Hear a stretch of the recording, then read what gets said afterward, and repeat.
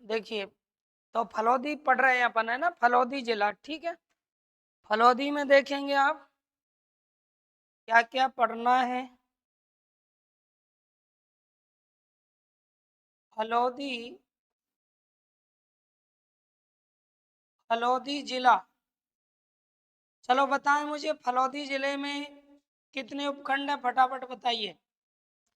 फलौदी जिले में उपखंड कितने हैं बताइए, और तहसीलें कितनी हैं? हैं? फलौदी में तहसीलें कितनी हैं? 8 तहसीलें। तो देखें, इन्हें याद कैसे रखेंगे, यहाँ एक ट्रिक हमने लगाई थी, है ना, क्योंकि जितना भी है उसको हम ट्रिक से पढ़ रहे हैं। ऐसे एक ट्रिक हमने लगाई थी कि फलौदी जो जिला है, फलौदी जो जिला है उसमें कितनी तहसीलें हैं और कितने उपखंड हैं। तो इसके लिए ट्रिक क्या थी? ऐसे ट्रिक हमने पढ़ी कि लो दे, ऐसे किसी से कहा कि लो दे आ, ठीक है भाई, ऐसे हमने पढ़ा था क्या, लो दे आ। उसके बाद में बाप, भाई बाप तो क्या हो गया, पिताजी हो गए, और फिर कॉमा लगा के याद रखना है बापनी, लो दे आ, बाप बापनी को क्या लाना है, बाप बापनी को फल ला। तो इस तरह से याद रखें, ये एक ट्रिक हमने यहाँ लगाई थी, इससे हम याद रख सकते हैं आराम से किसको, उपखंडों को। अब देखिए, बाप बापनी आ, बा, यहाँ हमने पढ़ा लो दे आ, बाप बापनी को क्या लेके आ, फल्ला। तो इस तरह से ये ट्रिक आपको रखनी है क्या, याद, ठीक है। ये अपनी एक ट्रिक हो गई, देखें ध्यान लगाएं आप।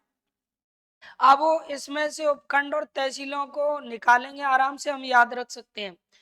तो सबसे पहले जैसे हम बात करें किसकी, उपखंडों की, तो आप बताएं मुझे उपखंडों की संख्या कितनी है? बिल्कुल 6। यानी फलौदी में कितने उपखंड हैं? 6 उपखंड हैं, ठीक है। एग्जाम में डायरेक्ट भी पूछा जा सकता है क्योंकि नए जिले हैं। फलौदी जिले में कितने उपखंड हैं? तो 6 उपखंड हैं। तहसीलों की अगर हम बात करें कि इसमें तहसील कितनी है, तो तहसीलें कितनी हो जाएंगी बताओ? तहसीलें हैं इसमें 8। ये बिंदु आपको याद रखनी है, ठीक है। फलौदी में 6 उपखंड और 8 क्या तहसील। अब ये जो ट्रिक हमने लिखी है वो किसकी है? उपखंडों की तहसील है। अब कैसे उपखंड निकालेंगे इसमें, देखिए इस तरह से हमें उपखंड निकालना है। जैसे नंबर एक देखें, तो नंबर 1 यहाँ लेते हैं सबसे पहले लो। अच्छा, लो से कौन सा उपखंड बनेगा? लोहा बट, ठीक है, ये उपखंड बनेगा। लो से अपना उपखंड कौन सा बनेगा? लोहावट। ये 2-3 बार रिपीट करोगे आराम से याद हो जाएगा। लोदे आ, बाप बापनी को फल ला। किसी का नाम क्या था? लोदे, और उसको क्या लाने थे? फल। किसके लिए? अपने पिता और मम्मी को, यानी पिता और माता को फल लाने थे। तो कहा कि लोदे आ, बाप बापनी को फल ला। अच्छा, लो से क्या बना? लोहावट। उसके बाद में नंबर 2, फिर आ जाइए, क्या हो गया? दे। बताओ दे से क्या बनेगा? वेरी गुड, देचू बनने वाला है, देचू उपखंड। उसके बाद में अब नंबर 3 बताएंगे, आ से क्या बनेगा भाई? आऊ। आ से क्या बनेगा? आऊ, है ना, आ से ही आऊ बन गया। उसके बाद में नंबर 4 बाप। अब बाप से क्या बनेगा? तो बाप से तो हम बाप ही बनाएंगे, बाप से माँ थोड़ी बनेगी। अच्छा, बापिनी याद रखना, बाप के बाद में बापिनी, दोनों अलग अलग हैं। तो बापिनी से जो का तो ही लिख दीजिए, बापिनी। ये हो गया। यहाँ को साइलेंट करना है और ला को भी क्या करना है? साइलेंट करना है। 6वें नंबर पे देखिएगा क्या है? फल। और फल से यहाँ आप बना सकते हैं फलौदी। क्या बनाओगे? फलौदी। तो इस तरह से याद रखें, ये 6 क्या हो गए? उपखंड हो गए। यानी फलौदी जिले में कौन कौन से उपखंड हैं? तो लोदे आ, बाप बापनी को फल्ला, ठीक है। लो से क्या बना बताओ? लो से क्या बना? और दे से क्या बना, दे से क्या बना, आ से क्या बना, और बाप से, बापनी से, और फल से हो गया। यानी उपखंड कितने हो गए, उपखंडों की संख्या कितनी हो गई, 6 उपखंड हो गए, है ना। अब यहाँ देखें दोस्तों, इन उपखंडों में हम तहसील देखते हैं, यानी कौन कौन सी तहसील है। तो तहसीलों को देखेंगे आप, तहसील कौन कौन सी है इनमें। तो जैसे इसकी हम बात करें, लोहावट, ठीक है, ये उपखंड है। एक अपना ये उपखंड हो गया, अगला ये उपखंड हो गया, नेक्स्ट ये हो गया, एक आपका ये हो गया, और एक ये हो गया। यानी इन उपखंडों में कौन कौन सी तहसील आती हैं। तो इन उपखंडों की तहसील देख लीजिए आप। तो लोहावट जो उपखंड है, इसमें तहसील कौन सी है, लोहावट, लोहावट। लोहावट उपखंड के अंतर्गत कौन सी तहसील आती है बताइए, लोहागढ़ में लोहावट तहसील आती है। देचू में कौन सी तहसील आनी है, तो देचू में देचू तहसील आनी है। आऊ में कौन सी आती है बताओ, आऊ। और इसके अलावा प्लस एक और तहसील आएगी, सेतरावा या सेतरवा। इसे सेतरावा या सेतरवा के नाम से पुकारते हैं। अच्छा, बाप में कौन सी तहसील आने वाली है, बाप तहसील आएगी। बापनी में, बापनी। अब एक चीज याद रखना, बाप के संग एक और थी ना, बाप क्या, घटियाला। बाप के संग क्या थी, घटियाला। एक ही एक्स्ट्रा तहसील हो गई। और इसके बाद फलौदी में, फलौदी तहसील आएगी, ठीक है। फलौदी में कौन सी आएगी, फलौदी। तो इस तरह से ये हो गई। यानी मेरा मतलब है कि उपखंड कितने हैं, 6। तो तहसील भी कितनी हुई बताओ, 6 तो हो ही गई भाई। जैसा उपखंड का नाम है वैसी तहसील भी हो गई ना। उसके अलावा इनमें 2 एक्स्ट्रा तहसील आ गई। किस में आ गई, जैसे आऊ उपखंड में एक तो आऊ तहसील आ गई, और एक सेतरवा या सेतरावा जिसे बोलते हैं। इसके अलावा देखेंगे यहाँ बाप उपखंड में बाप तहसील भी आ गई, और एक अलग से आ गई, क्या, घटियाला। बाप कैसा है, घटिया है। ऐसे याद रख लो, बाप कैसा है, घटिया है, तो ये घटियाला आ गई। तो इस तरह तहसीलों की संख्या कितनी हो गई, 8। और उपखंडों की संख्या कितनी हो गई, ये आप पढ़ रहे हैं कौन सा, फलौदी। याद रखिएगा, फलौदी जो है वो किससे अलग किया गया है, जोधपुर से। किससे अलग किया है दोस्तों, जोधपुर। जोधपुर से, जोधपुर से क्या किया है, इसको अलग किया है। जोधपुर से याद रखना अलग किया। लेकिन यहाँ थोड़ा सा प्रॉब्लम है, फलौदी जो जिला बना है, फलौदी क्या बना है, जिला। तो फलौदी कितने से मिलकर के बना है। प्रश्न पूछा जाए कि अलग किससे किया गया है, तब तो उत्तर क्या होगा, जोधपुर से। लेकिन ये मिलकर के किस किस से बना है, तो फलौदी, ये याद रखना है आपको, ये किस किस से मिलकर बना है, मिलकर। तो मिलकर के ये जो बना है, वहां आपको जिले बताने होंगे कितने, 2। किस किस से मिलकर बना है, देखिए, एक तो ये जैसलमेर से मिलकर बना है, किससे, जैसलमेर से। प्लस एक मिलके बना है किससे, जोधपुर से। एक किससे, जोधपुर से। अब वो ऐसे कैसे बना है, जोधपुर का ही है, ये सारा कुछ आप पढ़ रहे हैं, ये किससे है, जोधपुर से है। लेकिन याद रखिए, जैसलमेर की नौक, कौन सा दोस्तों, जैसलमेर की नौक उप तहसील, कौन सी तहसील, नौक उप तहसील इसमें ली गई है, याद रखिएगा। जैसलमेर की नौक उप तहसील को फलौदी में मिला दिया गया है। तहसील नहीं है, क्या बोलोगे, उप तहसील। किस में मिला दी गई है, फलौदी में।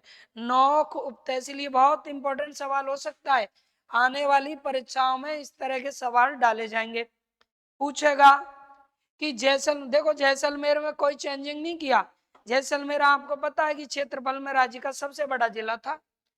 38,401 वर्ग किलोमीटर क्या था, क्षेत्रफल था इसका। अब 38,401 किलोमीटर क्षेत्रफल वाला इतना बड़ा, जो पहले सबसे छोटा जिला कौन सा आता था, धौलपुर, उसे 12.66 गुना बड़ा था ये। इतने बड़े जिले में से कुछ भी नहीं निकला, बताइए आप, इतना बड़ा था, इसमें से कुछ भी नहीं निकला। यानी 2-4 भी जिले तहसीलें इधर उधर नहीं हुई उसमें। कारण क्योंकि जैसलमेर में क्षेत्रफल ही ज्यादा है, पॉपुलेशन घनत्व नहीं है इतना, जन घनत्व ज्यादा नहीं है वहां का, तो पॉपुलेशन ही नहीं है तो किसको अलग किया जाएगा। तो याद रखिएगा जैसलमेर के 9 उप तहसील कहाँ ली गई है, फलौदी में ली गई है। इस वजह से प्रश्न पूछा जाएगा कि भाई फलौदी जिला कितने जिलों से मिलकर बना है, तो किस किस ने इसको अपना क्षेत्र सबमिट किया है, तो जोधपुर का क्षेत्र इसमें आया है और जैसलमेर की 9 उप तहसील भी तो आई है। अब चाहे वो कम क्षेत्र आया हो पर आया तो है, तो उसमें काउंट तो हो गया ना, इसलिए मिलकर बना है इन दोनों में से, और ये अलग किया गया है किससे, जोधपुर से। इसके बाद देखिएगा इसका गठन तो सभी का एक ही होगा, गठन तो सभी का एक ही होगा, गठन की तो एक ही डेट है ना सबकी, तो कब गठन हुआ बताएंगे आप। तो इसके गठन की अगर हम बात करें तो 7 अगस्त 2000 कितना 23, ये याद रखना है। गठन के बाद में उद्घाटन की भी लगभग एक ही डेट है, उद्घाटन की भी लगभग एक ही डेट है, कौन सा 15 अगस्त को हुए, 15 अगस्त 2000, वही कितना 23, ये हो गया उद्घाटन की डेट। अब इसका उद्घाटन किया किसने, याद रखें तो किसने किया, बीडी कल्ला ने किया, किसने, बीडी कल्ला के द्वारा इसका क्या किया गया, उद्घाटन किया गया, इनके द्वारा उद्घाटन किया गया। तो ये याद रखें पूछा जा सकता है, बीडी कल्ला कौन, शिक्षा मंत्री थे, तो इनके द्वारा इसका क्या किया गया, उद्घाटन किया गया। अब देखें ये जो जोधपुर है, तो यहाँ इतना आप लोगों ने पढ़ा है जोधपुर के विषय में कि जोधपुर में कौन कौन से उपखंड आते हैं, कौन कौन सी तहसील आती है, 2-3 बार रिपीट करें, लोधे आ बाप बापनी को फल्ला, और हमें ये आराम से याद रह सकते हैं। अब इसके बाद में देखिए आगे बढ़ते हैं नेक्स्ट। अब लेते हैं सबसे पहले फलौदी का इतिहास, फलौदी का क्या इतिहास, तो इतिहास जानिएगा क्या इतिहास है फलौदी का, यानी आप आगे पढ़ेंगे फलौदी, फलौदी का इतिहास, फलौदी का इतिहास जानिए दोस्तों, क्या इतिहास है फलौदी का, यानी फलौदी की स्थापना कब हुई, फलौदी कब बसाया गया, और फलौदी का क्या पुराना नाम था, क्या स्थिति क्या नहीं है। अब मैं जिले की बात नहीं कर रहा हूं दोस्तों, जिले की बात नहीं कर रहा हूं, फलौदी जिला कब बना है वो जिला बनने की डेट है, मैं तो उस स्थान की बात कर रहा हूँ, फलौदी ये कब से चल रहा है, नाम कब पड़ा। तो देखिएगा ध्यान लगाएं आप इधर, फलौदी के विषय में आइए जानते हैं,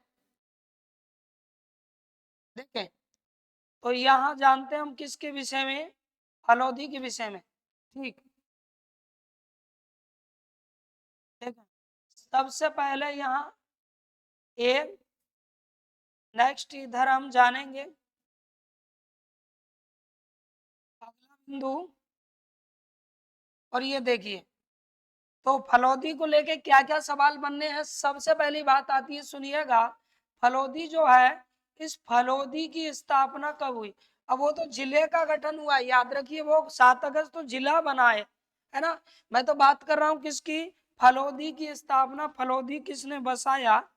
तो ऐसा कहा जाता है कि जो फलौदी है, यानी एक सिद्ध कल्ला थे, कौन थे, सिद्ध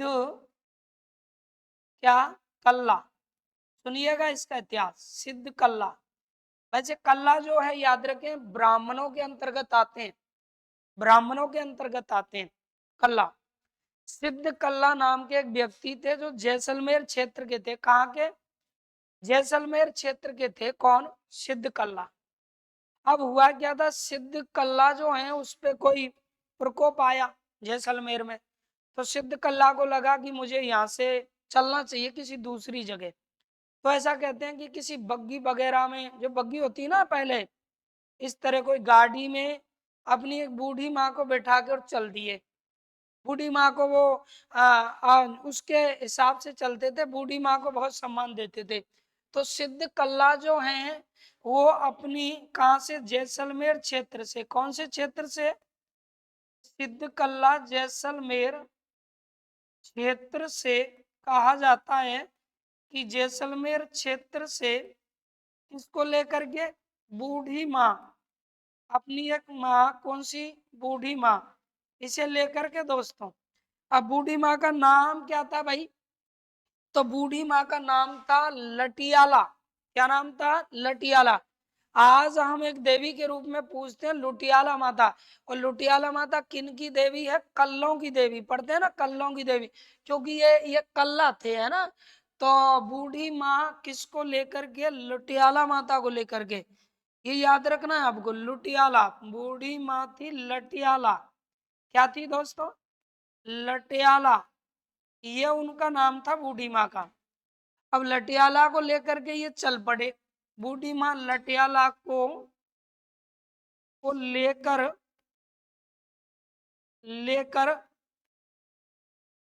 निकल पड़े, निकल पड़े, यानी इस माँ को लेकर के निकल पड़े।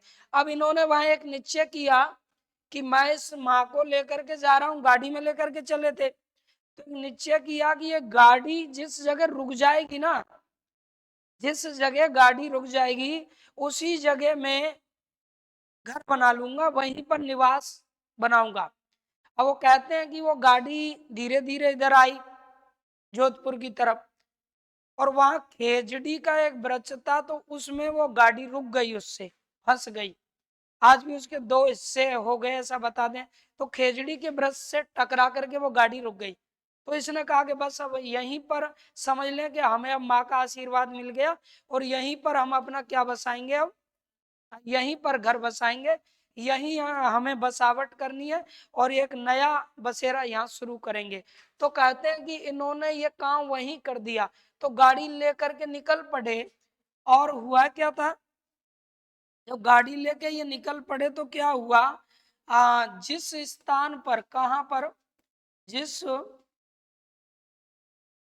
स्थान पर, जिस स्थान पर है ना इनकी, जिस स्थान पर इनकी क्या गाड़ी, जिस स्थान पर कहते हैं कि इनकी गाड़ी गाड़ी रुक गई, गाड़ी क्या रुक गई, वहीं वहीं इन्होंने क्या किया, ये नगर बसा दिया। कौन सा? फलौदी बसा दिया। जहां गाड़ी रुक गई वहीं इनके एक विधवा बेटी थी जिसका नाम था विधवा बेटी का फला। वहीं अपनी अपनी विधवा विधवा बेटी किसके नाम पर? फला। ये याद रखना है दोस्तों। वहीं पर अपनी एक विधवा बेटी थी जिसका नाम क्या था? फला के नाम पर, फला के नाम पर फलोदी। हाँ, कितने की बात थी गुरुजी? फला के नाम पर याद रखना 1515 विक्रम संवत में, विक्रम संवत में फलोदी फलोदी बसाया। तो एक तो इनका ये इतिहास हो गया, आ गई समझ में बात। यानी फलोदी की स्थापना किसने की है? तो सिद्ध कल्ला द्वारा की गई है। किसके द्वारा? सिद्ध कल्ला द्वारा की गई है। आज भी फलोदी में लटियाला माता का, जो इनकी बूढ़ी माँ थी, उसका आज भी मंदिर है, उसकी पूजा करते हैं। देवी हम पढ़ेंगे यहाँ। लटियाला माता जिन्हें कहते हैं खेजड़ बेली बेरी राय भवानी, इस नाम से जानते हैं। तो एक तो ये इनके फलोदी के विषय में एक इतिहास का लॉजिक है। कुछ इतिहासकारों का क्या मानना है, देखिएगा। कुछ इतिहासकारों का मानना है कि जो संस्कृत शिलालेख है उसमें इस फलोदी का प्राचीन नाम फल वृद्धि का मिलता है। क्या मिलता है? फल वृद्धि का। अब फल वृद्धि का से पता लग रहा है कि इस क्षेत्र में फल बहुत ज्यादा, फलों की क्या होती होगी? वृद्धि। ऐसा कुछ ज्ञात होता है। तो संस्कृत शिलालेखों की अगर हम बात करें, किनकी, संस्कृत शिलालेखों की माने, संस्कृत शिलालेखों के अनुसार अगर जाने, अनुसार संस्कृत शिलालेखों के अनुसार, तो याद रखें ये जो फलोदी है इसे क्या नाम दिया गया, फल वृद्धि का नाम मिला। तो संस्कृत शिलालेखों में इसका नाम क्या मिला है, फल वृद्धि का। तो फलोदी का प्राचीन नाम आपसे पूछा जाए कि संस्कृत शिलालेखों के अनुसार इसका प्राचीन नाम क्या है, फल वृद्धि का है। तो एक और देखिएगा, ऐसा कहा जाता है कि पृथ्वीराज चौहान 12वीं सदी में थे। पृथ्वीराज चौहान 1191 में तराइन प्रथम युद्ध लड़ा, सुना होगा आपने। 1192 में तराइन द्वितीय युद्ध लड़ा मोहम्मद गोरी के साथ। पृथ्वीराज चौहान 1192 में, सदी कौन सी कहेंगे, 12वीं। भाई सदी कौन सी कहेंगे, 12वीं। तो 12वीं सदी की बात बताते हैं। कहा जाता है कि पृथ्वीराज चौहान का इस क्षेत्र पर अधिकार रहा था, और अधिकार रहा था उस समय इसका नाम विजयनगर था। क्या नाम था, विजयनगर।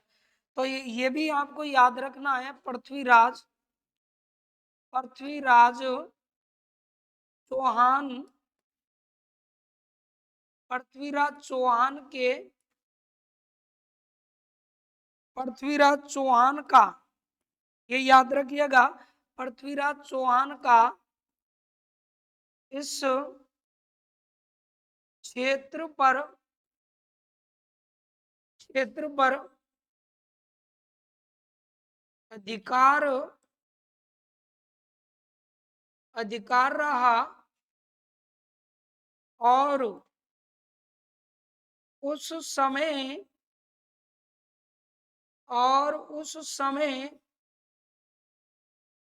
इसका नाम, दोस्तों उस समय इसका नाम क्या था, तो उस समय इसका नाम विजयनगर था। याद रखना, विजयनगर, फलोदी का। उस समय इसका नाम क्या था, विजयनगर था। तो विजयनगर, फल वृद्धि का, ये नाम किसके मिलते हैं, फलोदी के नाम मिलते हैं। फलोदी के ही नाम मिलते हैं। तो अलग अलग इसके इतिहास के विषय में बताया जाता है। तो जिस तरह से सवाल आता है वही हमें जवाब देना है। यानी पृथ्वीराज चौहान के समय इसका नाम क्या था, तो क्या था, विजयनगर इसका नाम था। विजयपुर या विजयनगर इसे बोलते। और संस्कृत शिलालेखों में नाम क्या मिलता है, फल वृद्धि का नाम मिलता है। इसकी स्थापना सिद्ध कल्ला ने 1515 यानी की थी। लटियाला इनकी क्या है, देवी है। अब देखो फलोदी जो हम पढ़ रहे हैं, ये याद रखिए, फलोदी इस तरह से, ये फलोदी हो गया अपने। चलो इधर लेते हैं नीचे, है ना, इसको हटाते हैं। फलोदी के चारों तरफ की सीमाओं को अगर हम देखें, भौगोलिक सीमाएं, यानी वर्तमान समय में कौन कौन से वो जिले हैं जो फलोदी के क्या है, पड़ोसी जिले हैं। तो फलोदी के पड़ोसी जिले कितने बताएं, 4 जिले हैं। फलोदी के पड़ोसी जिले कितने हैं, 4 जिले हैं। अब ये मान लेते हैं कि ये हो गया अपना क्या, ये माना कि हो गया अपना क्या, फलोदी। इस तरह से इसमें ये फलोदी हो गया दोस्तों। ठीक, यहाँ फलोदी हमने बना दिया। देखिए, ये मानते हैं कि ये है अपना फलोदी जिला। फलोदी क्या, जिला। फलोदी जिले की सीमा कितने अन्य पड़ोसी जिलों से लगती है, तो 4 जिलों से लगती है।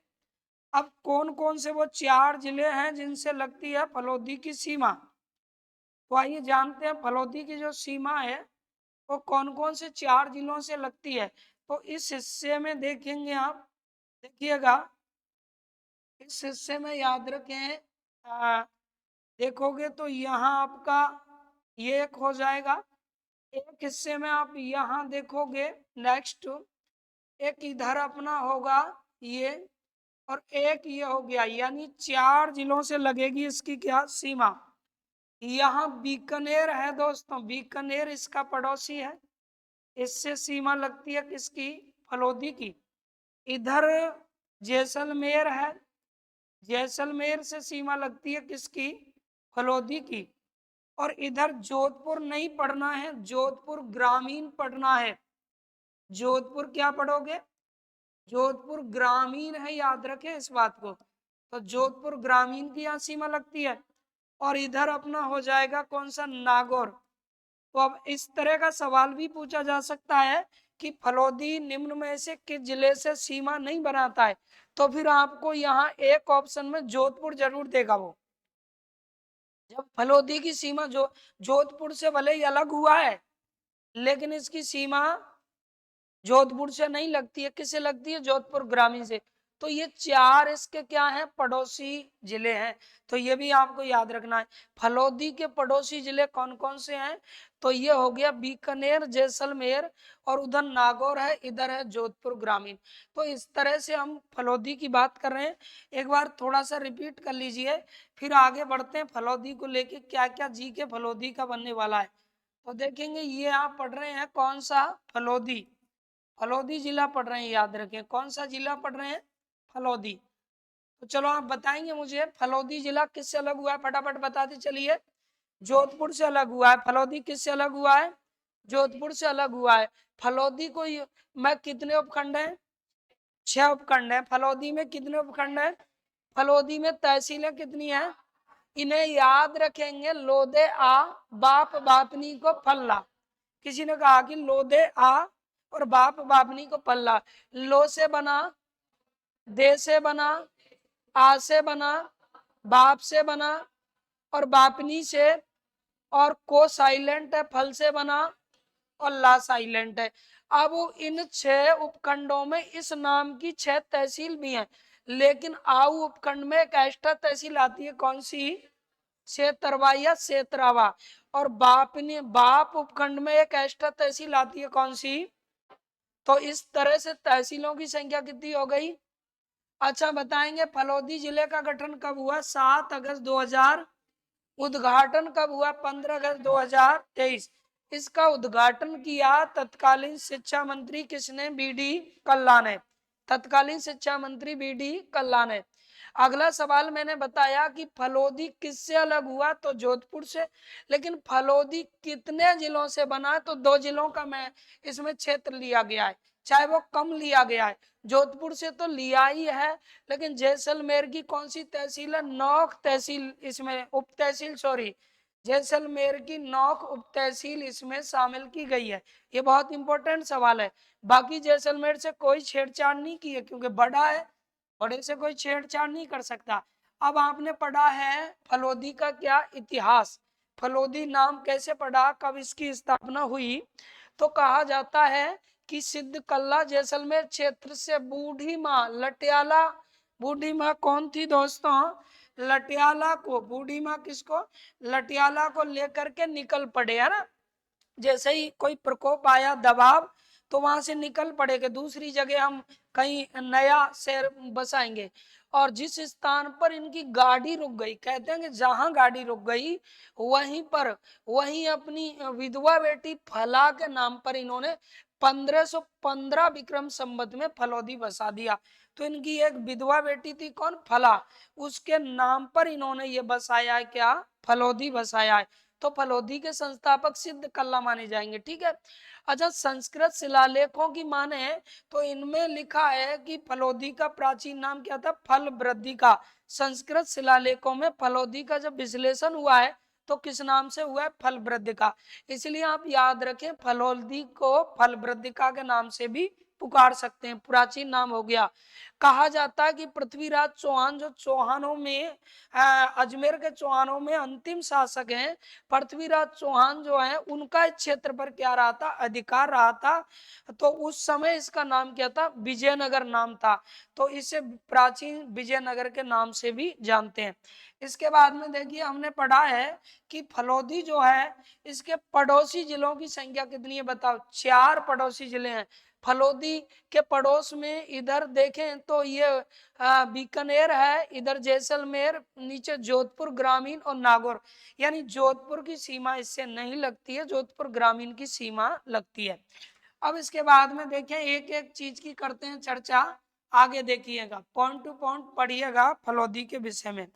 तो फलोदी को लेके क्या क्या सवाल बनेंगे, देखें सबसे पहले नंबर 1, यानी संख्या के अकॉर्डिंग एक एक पॉइंट को हमें याद रखना है। तो सबसे पहला पॉइंट देखिएगा, लटियाला माता को लेके ही मैं चर्चा कर रहा हूं। तो पहला पॉइंट आपका बनेगा कौन सा, लटियाला माता। ठीक है, सबसे पहले ये पढ़ते हैं क्या, लटियाला माता। लटियाला माता का मंदिर कहाँ है दोस्तों, तो लटियाला माता का मंदिर कहाँ है, फलोदी में स्थित है। कहाँ है, फलोदी। ठीक है, ये याद रखना है, लटियाला माता का मंदिर कहाँ है, तो फलोदी में इनका मंदिर है। लटियाला माता जो है वो याद रखें किनकी देवी मानी जाती हैं, तो कल्ला ब्राह्मणों की कुल देवी मानी जाती हैं। यानी यह जो देवी है यह है कल्ला, यह कल्ला ब्राह्मणों की दोस्तों, किनकी, ब्राह्मणों की। कल्ला ब्राह्मणों की क्या मानी जाती हैं, कुल देवी मानी जाती हैं। यानी इनकी यह याद रखिएगा क्या है, कुल देवी मानी जाती हैं, मानी जाती हैं, मानी जाती हैं। कल्ला ब्राह्मणों की कुल देवी मानी जाती है, कौन, लटियाला माता। दूसरा सवाल देखते हैं इनके विषय में, देखें और क्या सवाल बनेगा। तो लटियाला माता को खेजड़ बेरी राय भवानी के नाम से भी पुकारा जाता है। पूछेगा कि किस लोक देवी को खेजड़ बेरी राय भवानी कहते हैं, तो इन्हें याद रखिए, इन्हें इस नाम से भी पुकारते हैं। इन्हें लिखते चले आप इन चीजों को, इन्हें खेजड़ बेरी क्या, राय भवानी दोस्तों, खेजड़ बेरी राय भवानी, इस नाम से यह इनका नाम हो गया, खेजड़ बेरी राय भवानी नाम से भी पुकारा जाता है, पुकारा जाता है। तो इन्हें किस नाम से भी पुकारते हैं, खेजड़ बेरी राय भवानी के नाम से भी पुकारी जाती है, कौन, लटियाला माता। इसके बाद में दोस्तों नेक्स्ट बिंदु जानिए इनके विषय में, लटियाला माता को लेकर के। ये जो लटियाला माता इन्हें किस नाम से पुकारते हैं, खेजड़ बेरी राय भवानी के नाम से जाना जाता है। कहा जाता है कि इन्हीं के आशीर्वाद से क्या फलोदी बसाया था, किसने, सिद्ध कल्ला ने। तो इन्हीं के दोस्तों, इन्हीं के कैसे आशीर्वाद से, याद रखना, इन्हीं के किससे आशीर्वाद, इन्हीं के आशीर्वाद से सिद्ध कल्ला ने, सिद्ध कल्ला ने फलोदी बसाया, सिद्ध कल्ला ने क्या, फलोदी बसाया। इन्हीं के आशीर्वाद से सिद्ध कल्ला ने क्या बसाया, फलोदी। तो ये आपको लटियाला माता या लुटियाला माता के विषय में याद रखना है, जिनका मंदिर पहले जोधपुर में पड़ते थे, अब कहाँ आ गया है, फलोदी में आ गया है। यह कल्ला ब्राह्मणों की कुल देवी मानी जाती है। इन्हें खेजड़वेरी राय भवानी नाम से भी पुकारा जाता है। और इन्हीं के आशीर्वाद से सिद्ध कल्ला ने कौन सा नगर बसाया, फलोदी नगर बसाया। ठीक, आगे देखिएगा, नेक्स्ट जानते हैं इनके विषय में दोस्तों अगला। और क्या जोधपुर को लेकर के परीक्षा में सवाल पूछे जा सकते हैं, जोधपुर को लेके क्या क्या सवाल परीक्षा में पूछे जा सकते हैं, तो उन सभी की करते हैं चर्चा। देखो यहाँ आपने बाप नामक एक स्थान पढ़ा, कौन सा, बाप, क्या पढ़ा, बाप। ये हमने पढ़ा क्या, बाप। बाप को लेके चर्चा की थी आपने। तो बाप के विषय में जानते हैं क्या है, देखिएगा बाप के विषय में सबसे पहला सवाल, ये जो बाप है याद रखें, बाप जो है दोस्तों यहाँ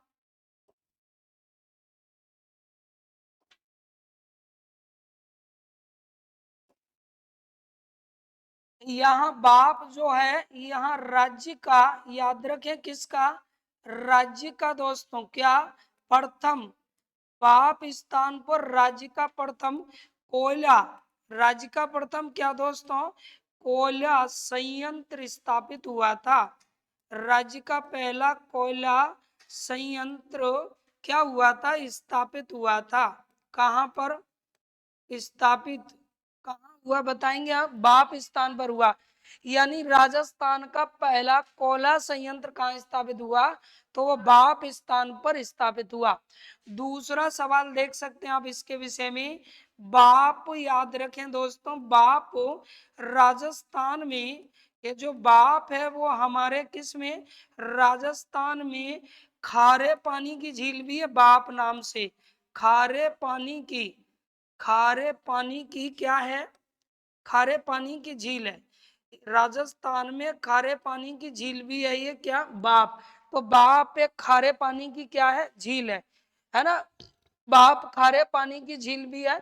और यहाँ याद रखना है, फलोदी भी खारे पानी की झील है। ये सेकंड पॉइंट याद रखना दोस्तों, फलोदी जो है ये दो खारे पानी की झीलें यहाँ याद रखनी है। फलोदी भी दोस्तों, फलोदी भी कैसी, खारे और पानी की क्या है, खारे पानी की झील है। यहाँ पर अलग से याद रखिएगा इस चीज को, फलोदी भी क्या है, खारे पानी की झील है। तो बाप और फलोदी ये दो खारे पानी की झीलें हो गई। नेक्स्ट, इस बाप को लेके और क्या सवाल बन सकता है देखेंगे। तो मरुस्थलीय क्षेत्र में बालू का स्तूप बनते हैं, क्या बनते हैं, बालू का स्तूप। बालू का स्तूप जानते हैं किनको कहते हैं, रेत के टीले, रेत के टीले बनते हैं रेगिस्तानी क्षेत्र में। लेकिन याद रखना, एक जैसलमेर का पोखरन और एक ये जोधपुर में आता था पहले, अब किस में है, फलोदी में। ये है कौन, बाप। ये बाप याद रखिएगा, यहाँ पर वालू का स्तूप नहीं बनते हैं। तो ये मैं कह सकता हूं कि यह है बालू का, वालू का दोस्तों क्या, स्तूप, वालू का स्तूप रहित को क्या है, क्षेत्र है दोस्तों। वालू का स्तूप रहित क्षेत्र है, ठीक है। बाप जो है वो बालू का स्तूप रहित क्या है, क्षेत्र है। यानी राजस्थान में बालू का स्तूप रहित क्षेत्र में बाप भी शामिल होता है, बाप भी क्या है, शामिल है। तो इस तरह ये बाप को लेकर के सवाल बनते हैं। राज्य का पहला कोयला संयंत्र स्थापित हुआ कहाँ, बाप में, जो कि वर्तमान में कहाँ पर है, कहाँ पड़ता है बाप, फलोदी जिले में है। बाप राजस्थान में खारे पानी की झील भी है। अब फलोदी जिले में खारे पानी की झीलें कितनी हो गई, दो। एक बाप झील है और ये कोष्टक में लिखा है मैंने, सेकंड झील का नाम फलोदी भी खारे पानी की क्या है, झील है। यानी फलोदी नाम से झील है और बाप नाम से झील है, दोनों कैसी झील है, खारे पानी की झील है। ठीक है, ये आपको दोनों झीलों के नाम याद रखने हैं। आगे देखिएगा नेक्स्ट, इसके बाद में बढ़ते हैं और देखें अगला सवाल देखेंगे। तो बात आती है यहाँ दोस्तों तीसरे नंबर पे, तीसरा बिंदु, बिंदु टू बिंदु याद रखें। अब यहाँ मैं आपको बताने वाला हूँ बापनी के विषय में, यानी बापनी को लेकर के क्या क्या जी के बनने वाला है। तो बापनी याद रखें उपखंड भी है और बापनी क्या है, तहसील भी है फलौदी का, ठीक है। उपखंड भी है और तहसील भी है। बापनी जो है, ये बापनी याद रखना, लोक देवता जिनका आपने नाम सुना है, पंचपीरों में जिन्हें गिना जाता है, लोक देवता कौन, मेहा मांगलिया जी। मेहा कौन, मांगलिया जी। मेहा मांगलिया जी का मंदिर कहाँ है, तो बापनी में है, बाप में नहीं है, बापनी में है।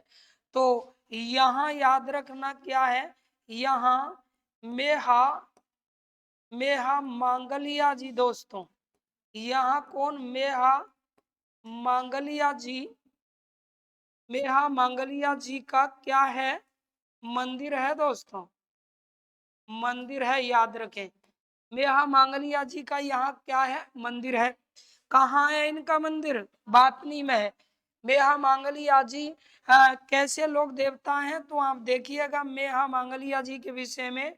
यानी इन्हें, इन्हें किस में गिना जाता है, पंच पीरों में, याद रखना दोस्तों।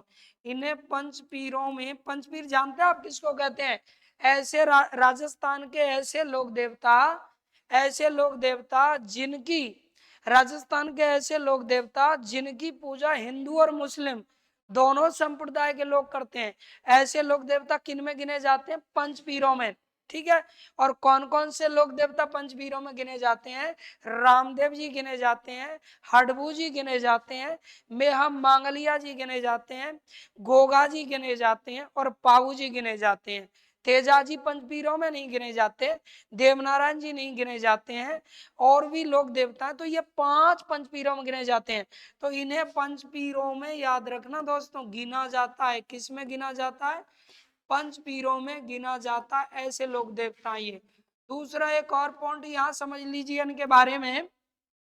मेहा मांगलिया जी के विषय में कहा जाता है कि इनकी पूजा करने वाले भोपे की, भोपा किसको कहते हैं? भक्त जी की कभी वंश वृद्धि नहीं होती, यानी उसका वंश ज्यादा नहीं बढ़ता है।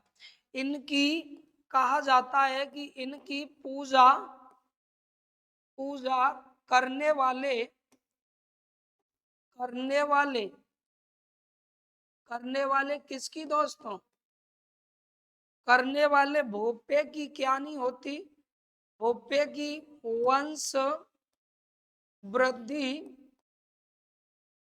वंश वृद्धि नहीं होती है, नहीं होती है। करनी चाहिए कि नहीं पूजा है? नहीं करनी चाहिए।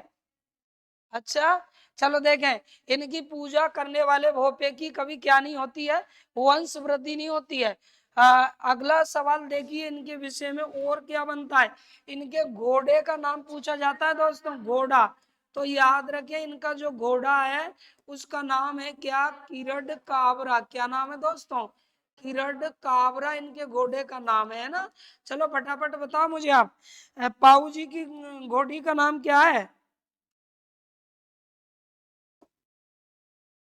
पाऊ जी की घोड़ी का नाम बताएं फटाफट। पाऊ जी की घोड़ी का नाम क्या है? पाऊ जी की घोड़ी का नाम बताइए। केसर कालमी, वेरी गुड, केसर कालमी। पाऊ जी की घोड़ी का नाम क्या है? केसर कालमी, है ना। और किरट काबरा किनका घोड़ा है? मेहा मांगलिया जी। ऐसा कहते हैं कि मेहा मांगलिया जी है ना, ये रामदेव, ध्यान रखना दोस्तों, रामदेव जी द्वारा, रामदेव जी द्वारा चलाए गए, क्या? रामदेव जी द्वारा चलाए गए कामड़िया पंथ से। किस पंथ से? अच्छा बताओ, कामड़िया पंथ चलाया किसने? कामड़िया पंथ किसने चलाया भाई? है रामदेव जी ने। चलाए गए कामड़िया कामड़िया पंथ से, पंथ से क्या थे दोस्तों? दीक्षित थे, यानी इन्होंने उस पंथ की क्या ली? दीक्षा ली। तो ये भी एक अच्छा सवाल है। मेहा मांगलिया जी जो हैं, इन्होंने कामड़िया पंथ से क्या ली थी? दीक्षा ली। आगे देखो इनको लेके और क्या सवाल बनता है। तो इनके मेले को लेके प्रश्न पूछा जा सकता है, यानी मेहा मांगलिया जी का मेला कब लगता है? इनका मेला कब लगता है दोस्तों? तो भाद्र कृष्ण अष्टमी, और इसी दिन को हम किसके रूप में मनाते हैं? जन्माष्टमी के रूप में, है ना, जन्माष्टमी के रूप में मनाते हैं। तो इनका जो मेला लगता है वो लगता है भाद्र कृष्ण, यानी भाद्रपद में कृष्ण किसको? अष्टमी को इनका क्या लगता है दोस्तों? मेला लगता है। ठीक है, तो इनका मेला लगता है भाद्र कृष्ण अष्टमी को। तो ये है कौन? मेहा मांगलिया जी। किन की बात कर रहे हैं हम? मेहा मांगलिया जी की बात कर रहे हैं। आगे देखिएगा, नेक्स्ट अगला बिंदु पढ़ते हैं, चौथे बिंदु की करते हैं चर्चा। देखो एक एक पॉइंट टू पॉइंट पढ़ते चलिए सारे फैक्टों को। नंबर 4, आगे नंबर 4 अगले पॉइंट की हम चर्चा करते हैं दोस्तों। तो अगले पॉइंट में अब पढ़ेंगे हम कौन से? यहाँ पढ़ेंगे आप हडबू जी के विषय में। हडबू जी, अब हडबू जी के विषय में जानते हैं। हडबू जी, ये भी याद रखें किन में गिने जाते हैं दोस्तों? पंचपीरों में गिने जाते हैं। हडबू जी का कहीं ना कहीं संबंध फलोदी जिले से आने वाला है। हडबू जी का संबंध भी किससे आने वाला है? फलोदी जिले से आने वाला है। अब देखेंगे हडबू जी को लेके क्या क्या सवाल बनेंगे। तो हडबू जी को लेके जो सवाल बनेंगे, देखिए करते हैं उनकी चर्चा। तो याद रखें हडबू जी को लेकर के क्या क्या प्रश्न बनने वाले हैं, तो जानते हैं उन्हें। आइए हडबू जी को लेके क्या क्या सवाल बनेंगे देखेंगे आप इधर, देखिएगा। नंबर 1, सबसे पहले यहाँ चर्चा करते हैं हडबू जी को लेके। तो पहला पॉइंट सुनिएगा, हडबू जी जो है उनका जन्म कहाँ हुआ। हडबू जी के अगर जन्म की हम बात करें तो हडबू जी का जो जन्म है वो हुआ था कहाँ, भूंडेल में। कहाँ जन्म हुआ, भूंडेल।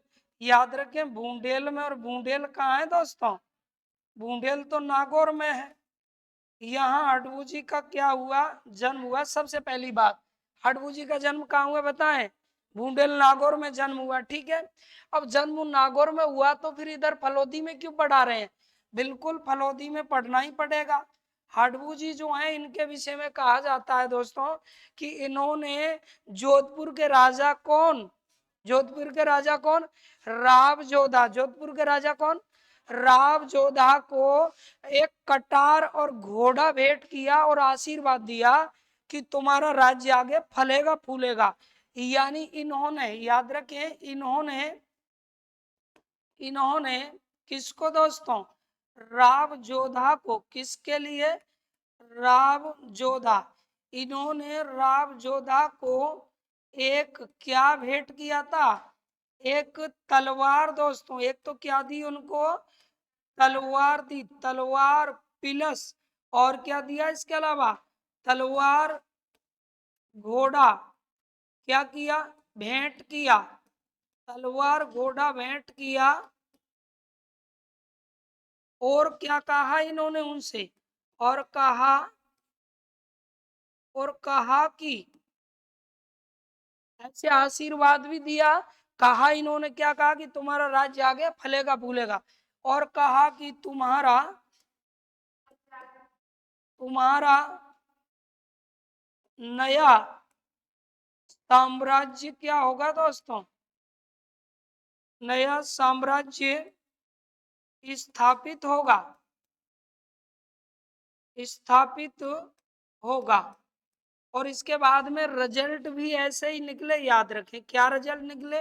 राव जोधा ने 1400 कितने में, 59 में जोधपुर नगर बसा दिया। राव जोधा ने, राव पूरा डिटेल से पढ़ी है एक एक चीज को।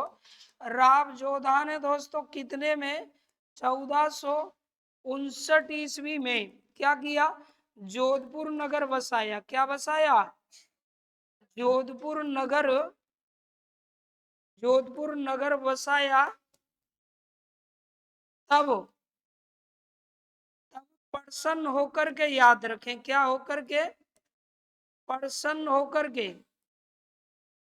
जोधपुर जब उनका नगर बस के कंप्लीट हो गया तब राव जोधा क्या हो गए थे, प्रसन्न हो गए।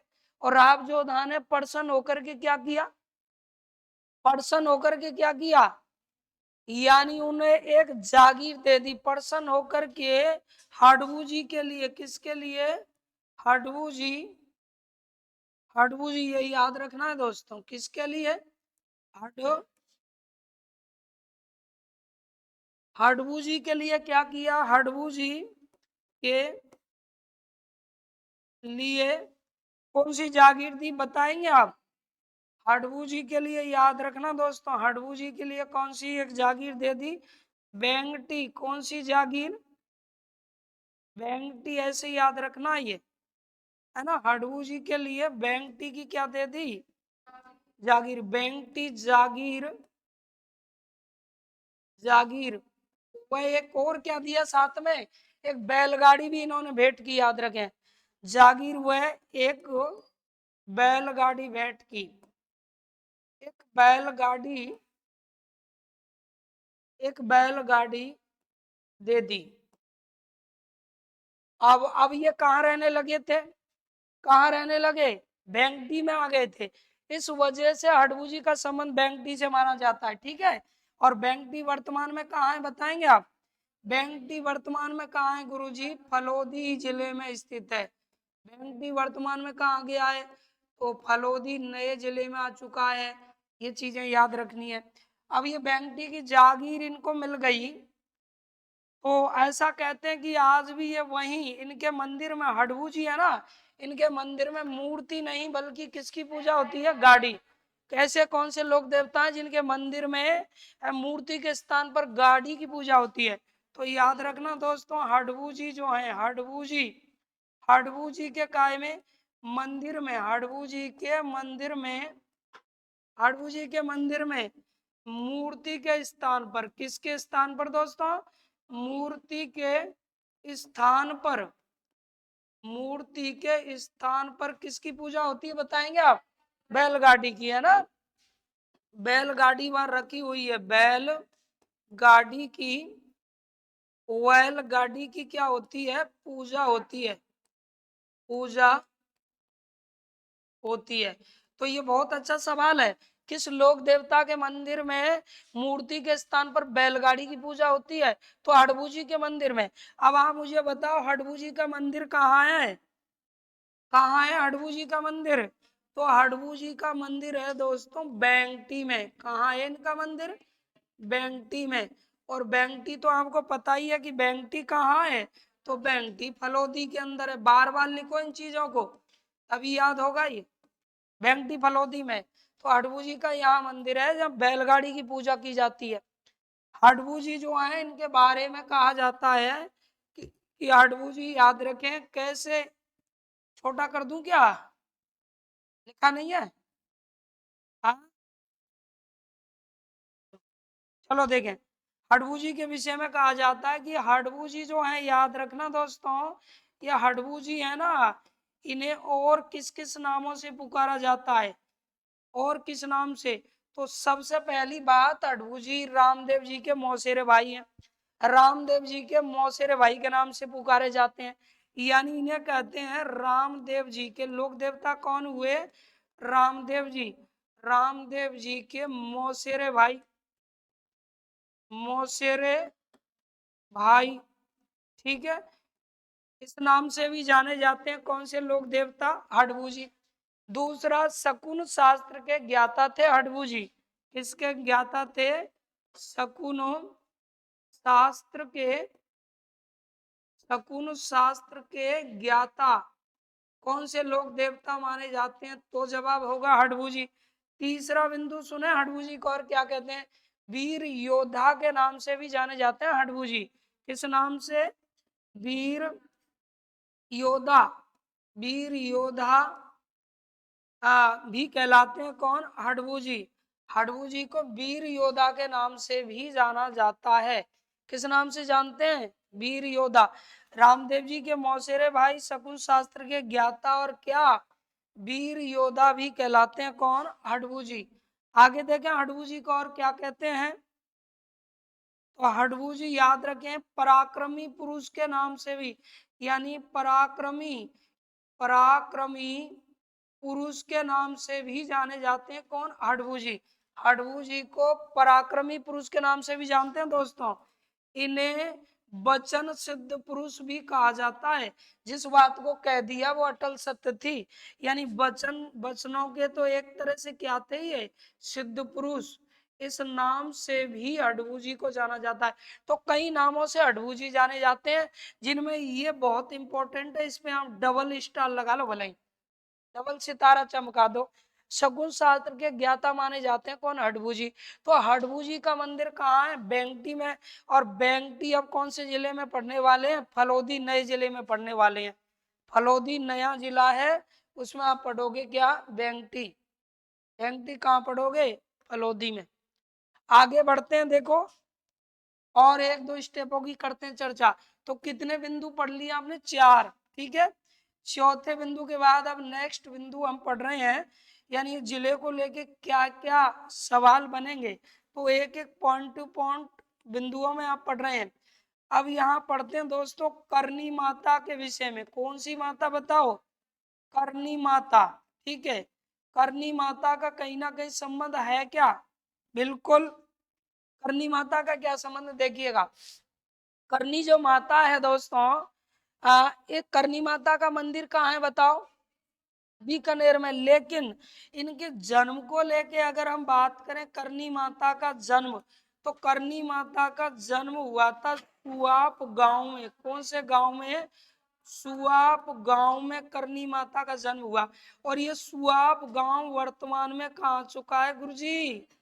फलोदी में आ चुका है दोस्तों, याद रखिएगा। सुआब गांव वर्तमान में कहा चुका है? फलोदी में आ चुका है। तो ये थोड़ा सा चेंज करना है ना। मंदिर तो आज भी इनका देशनोक बीकानेर में ही है। मंदिर की अगर बात करें तो मंदिर कहाँ है इनका? तो वही पहले देशनोक, और देशनोक कहाँ स्थित है बताएंगे आप? तो वही बीकानेर जो पहले था, कोई चेंज नहीं हुआ है इसमें, देशनोक बीकानेर में है। ठीक है, ये याद रखें। वही करनी माता है जिनके मंदिर में सफेद चूहे पाए जाते हैं। क्या पाए जाते हैं? सफेद चूहे इनके मंदिर में पाए जाते हैं, इसलिए इन्हें चूहों की देवी कहते हैं। और वो सफेद चूहे पता है क्या कहलाते हैं? कावा कहलाते हैं। क्या कहलाते हैं? कावा कहलाते हैं, है ना।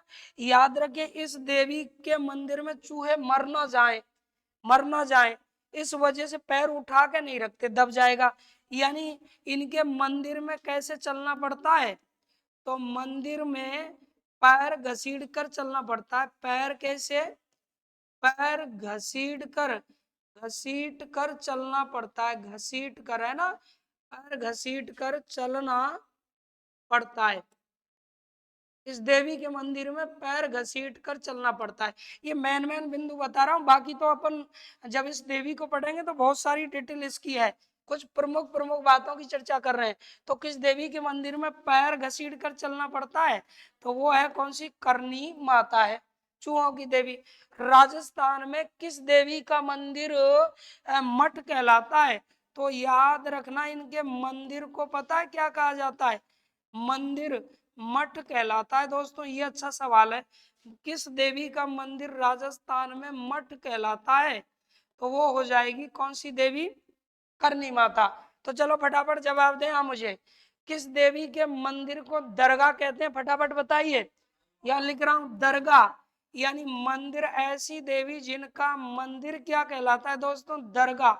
मंदिर क्या कहलाता है? दरगाह। दरगाह कहलाता है। उस देवी का नाम बताइएगा, कौन सी देवी है? बता। आई माता, बिल्कुल। कौन सी माता है? आई माता है दोस्तों। और आई माता की अगर बात करें तो आई माता का मंदिर कहाँ है? फटाफट बताओ। आई माता का मंदिर कहाँ है? बिलाडा में है गुरुजी। कहाँ है? बिलाडा। और दोस्तों बिलाडा भी अब जोधपुर में नहीं रहा, ये जोधपुर ग्रामीण में आ चुका है बिलाडा। ठीक है, तो ये आपने इतनी 5 बिंदुओं को लेके ये चर्चा की। इससे आगे के बिंदु जो भी इसके सवाल बनते हैं वो नेक्स्ट अगली क्लास में आप पढ़ेंगे। तब तक के लिए नमस्कार, जय हिंद। फिर दो कबाड़।